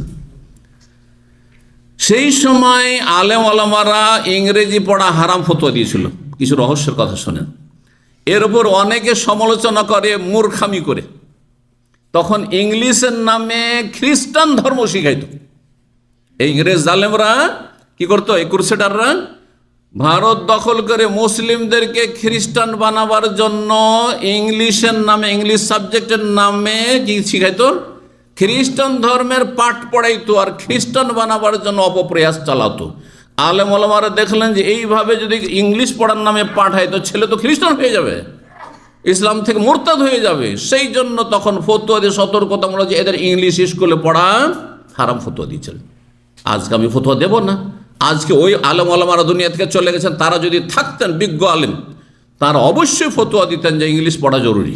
হ্যাঁ, আজকে যেহেতু আন্তর্জাতিক ভাষা, কিন্তু ইংলিশ পড়ার নামে যদি আপনি তাদের মিশনারি স্কুলে পড়ান, সেখানে সকালে গিয়ে খ্রিস্টানিটির শিক্ষা দেওয়া হচ্ছে, খ্রিস্টান ধর্মের পাঠ পড়ানো হচ্ছে আপনার বাচ্চাকে, তখন হারাম বলবো। কথা বুঝতে পারছেন না? আপনি ইংলিশ পড়েন, বাংলা যেমন পড়ছেন তেমন ইংলিশ পড়েন, কিন্তু আপনি ইংলিশের নামে খ্রিস্টান ধর্ম পড়লে হবে না, বাংলার নামে হিন্দু ধর্ম পড়লে হবে না। এবার বুঝতে পেরেছেন? আল্লাহ বুঝার তৌফিক দান করেন, ঈমান ইসলাম রক্ষা করার তৌফিক দান করেন। আর একটি হাদিস দরুদ সম্পর্কে, দরুদের ফজিলত সম্পর্কে প্রসিদ্ধ হাদিস আছে। বলেন তো কি হাদিস হইতে পারে সেটি? না না, বেদাতের নয়, হাদিসের কথা এখন চলে আস। খালি বেদাতের নেগেটিভ শোনাইতে থাকবেন নাকি? মাঝে মাঝে নেগেটিভ আর পজিটিভ বেশি দিতে হবে, বুঝছেন না? কারণ আমল করতে আমাদেরকে। সহিহ মুসলিমের হাদিস, হাদিস কোথায়? সহিহ মুসলিমের হাদিস। নবী সাল্লাল্লাহু আলাইহি সাল্লাম বলছেন, 616 নম্বর হাদিস, মান সাল্লা আলাইয়া ওয়াহিদা, কেউ যদি একবার আমার ওপর দুরুদ পেশ করে, আল্লাহুম্মা সাল্লি আলা মুহাম্মদ, এতটুকু, আল্লাহুম্মা বারিক আলা মুহাম্মদ, একবার যদি দুরুদ পাঠ করে তাহলে কি হবে? সাল্লাল্লাহু আলাইহি আশারান, তাহলে তার বিনিময়ে আল্লাহ 10 গুণ রহমত নাজিল করবেন। একবার নবীর জন্য দোয়া করলেন, 10 গুণ পেলেন, কত লাভ রয়েছে। আর আগের হাদিসে দুরুদের ফজিলত কি পেলেন? যত বেশি বেশি দুরুদ পড়বেন আপনার মনস্কামনা পূরণ হবে, মনের আশা আকাঙ্ক্ষা পূরণ হবে, আর গুনাহ খাতা মাফ হবে। তাহলে দুরুদের ফজিলত পেলেন। আর একটি হাদিস আপনাদেরকে দুরুদ সম্পর্কে শোনাই। রাসূলুল্লাহ সাল্লাল্লাহু আলাইহি ওয়াসাল্লাম বললেন, হাদিসটি আবু দাউদে রয়েছে, হাদিসটি সহিহ, ইন্না মিন আফজালি আইয়ামিকুম ইয়াউমুল জুমআহ, সবচেয়ে শ্রেষ্ঠ দিন কোন দিন? এই আজকের দিনটা, জুমার বারটা সবচাইতে শ্রেষ্ঠ ফজিলতপূর্ণ দিন। আর বিশেষ করে জুমাবারে আসর থেকে মাগরিব, এই সময় বসে আছেন, এই সময় দোয়া কবুলের বড়ই চান্স আছে। এই জন্য গাফিলতি করিয়েন না, আমার কথা শুনতেও থাকেন আর মনে মনে রবের কাছে আপনার দুনিয়া আখিরাতের কল্যাণ চাইতেও থাকেন। তো বলছেন নবী, ইন্না মিন আফজালি আইয়ামিকুম, তোমাদের সবচেয়ে শ্রেষ্ঠ দিবস হচ্ছে ইয়াউমুল জুমা, জুমার দিবস, ফিহে খুলিকা আদম, কারণ এতে আদম আলাইহিস সালামকে সৃষ্টি, আদম সৃষ্টি না করা হলে আমাদের হদিসই থাকতো না, তাই না? আসতেন। ওয়াফিহে কবেজা, এই আদম আলাইহিস সালামের ইন্তেকাল হয়েছে এই জুমাবারে। ওয়াফিহি নাফাখাত, এতে সিংহায় ফুঁক দেওয়া হবে, কিয়ামত কায়েম হবে, আসর মাঠে হাজির হইতে হবে। পশ্চিম দিক থেকে সূর্য জুমাবারে সকালে হঠাৎ করে উঠবে, যখন বড় আলামত শুরু হয়ে যাবে। ওয়াফিহি সাকাত, এতেই মানুষ সমস্ত বেহুশে, দুনিয়ার সমস্ত মানুষ মারা যাবে। আর তারপরে নতুন করে আল্লাহ রাব্বুল আলামিন হাসরের মাঠ কায়েম করবেন, বিচার দিবস, সেখানে মানুষের হিসাব নিকাশ হয়ে জান্নাতীরা জান্নাতি হবে, জাহান্নামীরা জাহান্নামে যাবে। আল্লাহ আমাদের জাহান্নাম থেকে রক্ষা করেন, জান্নাতুল ফিরদৌস দান করেন। তারপরে বলছেন রাসূল, ফাকসিরু আলাইয়া মিনাস সালাতে ফিহি, যখন জুমাবারের এত বৈশিষ্ট্য রয়েছে, ফজিলত রয়েছে, শ্রেষ্ঠত্ব রয়েছে, সুতরাং বেশি বেশি জুমাবারে তোমরা কি করো? আমার ওপর দরুদ পেশ করো। ফাইন্না সলাতাকুম মারুদাতান আলাইয়া, কারণ তোমাদের দরুদ আমার কাছে পেশ করা হয়। এর ধরন আমরা বুঝতে পারবো না, কারণ নবী সাল্লাল্লাহু আলাইহি সাল্লাম পরলোক গমন করেছেন, দুনিয়া থেকে চলে গেছেন। সুতরাং পারলৌকিক বিষয় দুনিয়ার এই সীমিত ব্রেন দিয়ে উপলব্ধি করা অসম্ভব। আপনার সামনে কবরে যদি মাইয়াতকে রেখে দিয়ে মনে করেন যে আমি দেখবো মন কেন্নাকে কেমন করে উঠাই, আর কেমন করে বসাই, আর কেমন করে সওয়াল জবাব করে, মান রাব্বুকা মা দীনুকা মান নাবিয়ুকা, আমি একটু দেখবো, দেখতে পাবেন নাকি? দেখতে পাবেন? খুব ভালো মানুষ উনি ছিলেন, তো জান্নাতের পোশাক কেমন করে পরায়, জান্নাতের বিছানা কেমন করে বিছায় দেখবো, পাবেন? খুঁজে পাবেন? কখনো পাবেন না, কারণ আপনি দুনিয়াতে আছেন আর তারা কোথায় চলে গেছে? বরজাখে চলে গেছে, পরলোক গমন করেছে, দুনিয়া থেকে চলে গেছে। সুতরাং দুনিয়ার এই ব্রেন দিয়ে পরকালে জিনিস বোঝা যাবে না। তো রাসূলুল্লাহ বললেন, তোমাদের সালাত আমার কাছে পেশ করা হয়। জি, তো সেই পেশ করা আল্লাহ ভালো জানেন কিভাবে, এবং আপনি আপনার দরুদের ফজিলত পাবেন। তো সম্মানিত হাতে মন্ডলী, এই দরুদ সম্পর্কে আলোচনা করছিলাম। বেদাতি দরুদ পড়বেন না, বলছিলাম কি? বেদাতি দরুদ পড়বেন না। জি, সুন্নতি দরুদ মানে সুন্নতি বাক্য যেগুলো হাদিসে এসছে সেগুলি পড়বেন, একসাথে এক ঝাঁকে সুর করে পড়বেন না, নিজের দরুদ নিজে পড়বেন, যেমন জিকির আজকারের ক্ষেত্রে। 35 নম্বর অধ্যায় হচ্ছে বাবু তাওয়াজ মিনাল ফিতনা। এই অধ্যায় হচ্ছে সমস্ত রকমের ফিতনা থেকে আশ্রয় কামনা করা, আল্লাহর কাছে ফিতনা থেকে আশ্রয় কামনা করা। এই যে আজকালকার যুদ্ধ, এগুলো ফিতনা, এগুলো ফিতনা। বিশেষ করে মুসলিমের লড়াই বিশেষ ফিতনা। যদি আফগানিস্তান পাকিস্তানের লড়াই হয়, মুসলিমদের সাথে লড়াই, এগুলো ফিতনা। হ্যাঁ, মুসলিমকে খুন করছে, মুসলিমের বিরুদ্ধে অস্ত্র ধারণ করছে, এগুলি ফিতনা। আর কাফেরদের জুলম অত্যাচার, সেটাও এক ধরনের ফিতনা, কিন্তু সেটা ভিন্ন রকমের ফিতনা। বহুমুখী ফিতনা রয়েছে।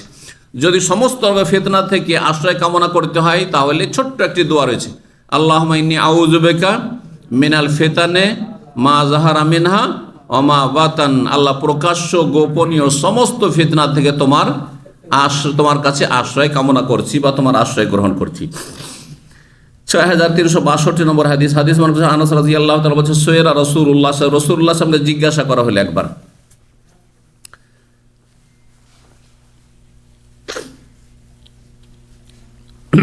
রাসূলুল্লাহ সাল্লাল্লাহু আলাইহি সাল্লামকে সাহাবায়ে কেরামগণ জিজ্ঞাসা করতে লেগেছে, বিভিন্ন মাসলা জিজ্ঞাসা করছে। হাত্তা আউফাউহুল মাসআলা, খুব বেশি বেশি তারা জিজ্ঞাসা করা শুরু করলো। যখন সওয়াল করার ক্ষেত্রে, দিন সম্পর্কে মাসলা জিজ্ঞাসা করার ক্ষেত্রে, সেখানেও কিছু বিধি নিষেধ আছে। আপনি কাল্পনিক সওয়াল করবেন না, হ্যাঁ, ধরে নেওয়া সওয়াল করবেন না। ধরে নেওয়া সওয়াল বুঝেন? যেন আমাদের ভাইরা অনেকে আসে বলে, হ্যাঁ শেখ, আচ্ছা ধরে নেন এরকম হইল, ইংরেজিতে একবার সাপোজ, ধরে নেন যদি এরকম হয়ে যায় তাহলে কি হবে? আমি যে ধরবো না, আমি কি বলি, আমি ধরবো কেন? আপনার ঘটেছে কি এটা বল। ওই যে ধরে নেন যদি আমার স্ত্রীকে আমি 3 তালাক দিয়ে দিই, তাহলে কি সমাধান রয়েছে? আমি ধরবো কেন? হয়েছে কি সেটা বলেন। হইলে জিজ্ঞাসা করবেন, বিনা হতে ধরে নেন প্রশ্ন করা না যায়জ। ধরে নেন প্রশ্ন করা না, যে কাল্পনিক প্রশ্ন করা। ধরে নেন কেউ, হ্যাঁ নাউজুবিল্লাহ, তার স্ত্রীকে পরকীয়ায় লিপ্ত পেয়ে গেল, কেন ধরবো রে ভাই? আল্লাহ হেফাজত করুক আপনার। যদি ভুক্তভোগী হন তাহলে জিজ্ঞাসা করেন আপনি, আর এই ধরে নেওয়া প্রশ্ন করবেন না। এইরকমই আপনি পরীক্ষামূলক জিজ্ঞাসা করবেন না, আপনার জানার দরকার নেই, আপনি একটু পরীক্ষা করছেন, এরকম জিজ্ঞাসা করবেন না। এই দুষ্টামিগুলো অনেক মাদ্রাসার ছাত্ররা করে। একটা মশলা, একটা জিনিস জেনে নিয়েছে, ভাবছে যে এই ওস্তাদকে আটকাইতে হবে, ওস্তাদ কখনো হয়তো মেরেছে বা বকা দিয়েছে, ওর উপর আক্রোশ আছে, একে আটকাইতে হবে। আর এমন প্রশ্ন হয়তো কোনো কাজের না, ওকে আটকাবে, সেই জন্য না, এগুলো জায়েজ নয়। কথা বুঝতে পারছেন না? আপনি আমল করবেন না শুধু লড়াইবার জন্য। দেখেছেন যে একজন আলেম এরকম ফতোয়া দিয়ে দিচ্ছে, দেখি এর কাছে একটু কি, একটা মাসলা 5 জন 6 জনকে। আমাদের এক ভাই বলছে যে আপনাকে যে মশলাটা জিজ্ঞেস করেছে না, সে মশলা ও আমাকে বলছে 6 জনকে জিজ্ঞেস করেছে। এত সস্তা পেয়েছে আলেমদেরকে, এই সোশ্যাল মিডিয়া হোয়াটসঅ্যাপের যুগে ফ্রি পেয়েছে যে 6 জনকে জিজ্ঞাসা করছে। আমি যদি জানতে পারি যে আরেকজনকে জিজ্ঞাসা, কিছু লোকেরা এরকম আছে, হ্যাঁ, বলে যে এই মশলা, আচ্ছা বলেন তো, আমি অমুককে জিজ্ঞাসা করেছিলাম তো অমুক এরকম বলেছেন, আমি অমুককে জিজ্ঞাসা করার পর আমাকে জিজ্ঞাসা করা দরকার। আমার সময় কেন নষ্ট করবেন? আপনি একজন বিশ্বস্ত আলেমকে জিজ্ঞাসা করবেন, যার ওপর আপনার আস্থা ভরসা আছে যে ঠিক কথা উনি বলেন, ব্যাস যথেষ্ট আপনার জন্য।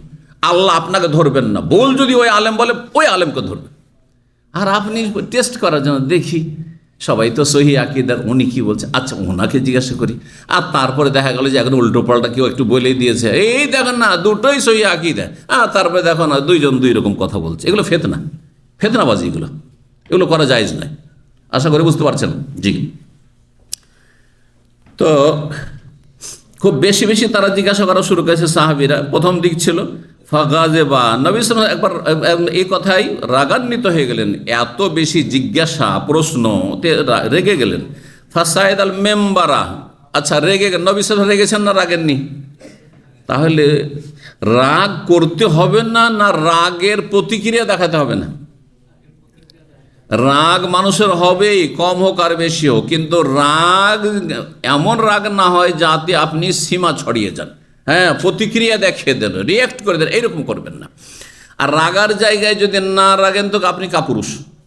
রাগার জায়গায় যদি না রাগেন তাহলে আপনি কাপুরুষ, রাগতে হবে। এখন এখানে আলোচনা করছি আর ওর মধ্যে গল্প করছেন না, বলছেন না রাগতে হয় না, চলবে? হরি ভাই, এখানে দিনের আলোচনা অবশ্য রাখতে হবে, বুঝতে পারছেন না? তা রাগার জায়গায় রাখতে হবে। কিন্তু আপনি বলবেন যে কোনো সময় রাগা চলবে না, এটাও ঠিক না, আর সব সময় রাগ শুধু না, কখনো বুঝিয়ে কখনো রাগের মাধ্যমে, রাগের জায়গায় রাগ।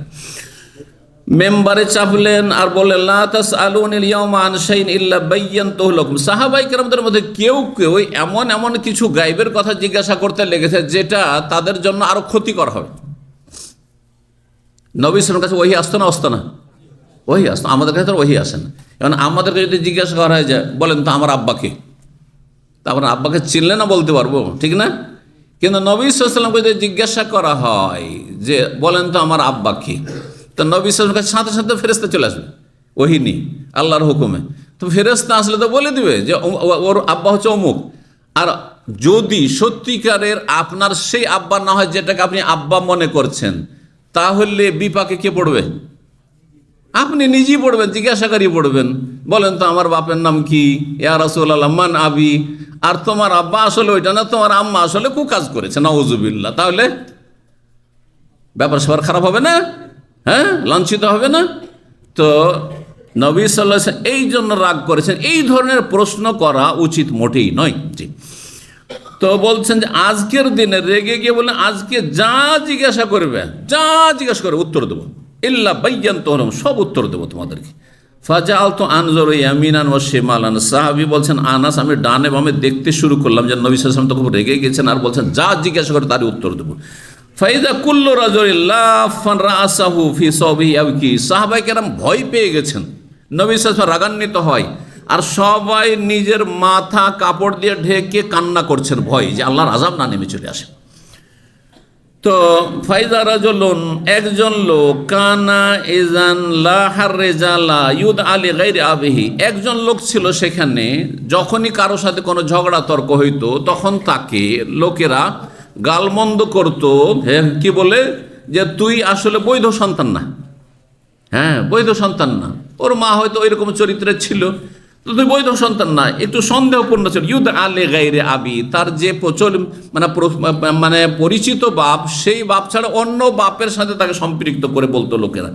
ফাকালা ইয়া রাসূলুল্লাহ, তখন ওই লোক বলল মান আবি, আচ্ছা বলেন তো আমার আব্বাকে। কারণ অনেকে আমাকে কি গালমন্দ করে যে না তোর আব্বা এটা না, তোর বাবা না এটা, আমার আব্বাকে। কালা, নবী সাল্লাল্লাহু আলাইহি ওয়াসাল্লাম বললেন হুযাফা, তোমার আব্বা হচ্ছে হুযাফা, তোমার আব্বা হচ্ছে হুযাফা। সুম্মা আনশা ওমর, তারপরে আরও লোকেরা কেউ জিজ্ঞাসা করছে। এখন জিজ্ঞাসা করতে করতে কেউ যদি যারও সন্তান থাকে, অবৈধ সন্তান থাকে, তাহলে তো ঝামেলা ফেসে যাবে। তখন ওমর রাদিয়াল্লাহু তাআলা আনহু বিষয়টিকে থামিয়ে দিতে চাইলেন, নবী সাহেবের রাগকে ঠান্ডা করতে চাইলেন। বললেন রাজিনা বিল্লাহি রাব্বান ওয়া বিল ইসলামি দীনান ওয়া মুহাম্মাদিন সাল্লাল্লাহু আলাইহি রাসূলান, আমরা আল্লাহর ওপর সন্তুষ্ট হয়েছি রব হিসাবে পাকে পেয়ে, আর ইসলামের ওপর আমরা সন্তুষ্ট দিন হিসাবে পেয়ে, মুহাম্মদ সাল্লাল্লাহু আলাইহি ওয়াসাল্লাম সন্তুষ্ট আমরা রাসূল হিসাবে পেয়ে। নাউযুবিল্লাহি মিনাল ফিতান, সমস্ত ফিতনা থেকে আমরা আশ্রয় কামনা করছি। ফাকালা রাসূলুল্লাহ সাল্লাল্লাহু আলাইহি ওয়াসাল্লাম, রাসূলুল্লাহ সাল্লাল্লাহু আলাইহি ওয়াসাল্লাম বললেন মা রাআইতু ফিল খাইর ওয়াশ শাররি কাল ইয়াউমি কাত, আজকের মতো কোনো দিন আমি কল্যাণ আর অকল্যাণ, ভালো আর মন্দ দেখিনি, সব কিছু আমি দেখেছি। মানে নবী সাল্লাল্লাহু আলাইহি ওয়াসাল্লামের সামনে সমস্ত দৃশ্য, জান্নাতের দৃশ্য, জাহান্নামের দৃশ্য, আযাবের দৃশ্য, নিয়ামতের দৃশ্য, সব কিছু নিয়ে এসে দেখানো হয়েছে। বলছে ইন্নাহু সুওয়িরাত লিয়াল জান্নাতু ওয়ান নার, আমার সামনে ছবি পেশ করা হয়েছে জান্নাতের এবং জাহান্নামের, মানে দৃশ্য পেশ করা হয়েছে। হাত্তা রাআইতুহুমা ওয়ারাল হায়েত, আমি এই দেয়ালের পেছনে, মানে দেয়ালে আমি জান্নাত জাহান্নামকে দেখতে পেয়েছি। এই মর্মে আয়াত নাযিল হয়েছে। কাতাদা বলেছেন ইয়া আইয়ুহাল্লাযীনা আমানু, হে ঈমানদারগণ, লা তাসআলু আন আশিয়া, তোমরা এমন কিছু জিজ্ঞাসা করিও না, ইন তুবদা লাকুম তাসুউকুম, যদি তার উত্তর তোমরা পেয়ে যাও তাহলে তোমাদের আরো খারাপ লাগবে। সূরা মায়েদার আয়াত নম্বর 101। এখানে আজকের আলোচনা শেষ করছি। জাযাকুমুল্লাহু খাইর। সুবহান রাব্বিকা রাব্বিল ইজ্জাতি আম্মা ইয়াসিফুন ওয়া সালামুন আলাল মুরসালিন ওয়াল হামদুলিল্লাহি রাব্বিল আলামিন।